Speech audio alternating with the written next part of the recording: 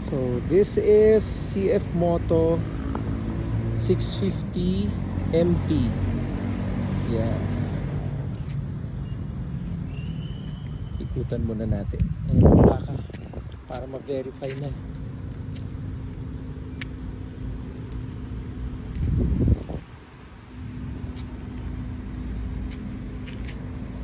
And okay, let's go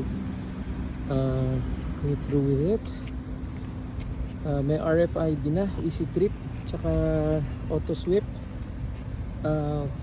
ABS ito. So ayan, ABS siya. And then kompleto to, buo ang ano niya. So ano pa ba, naka auxiliary light naman siya.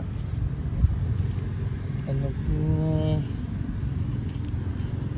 kita natin. So ito kinabit lang to para mas kita lang for safety.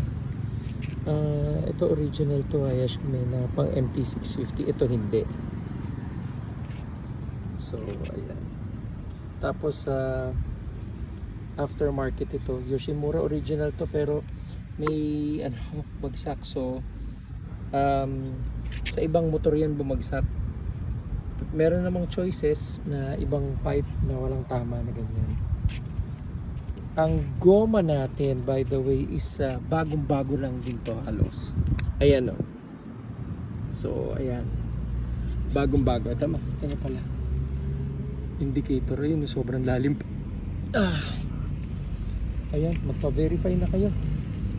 Ayan, plaka.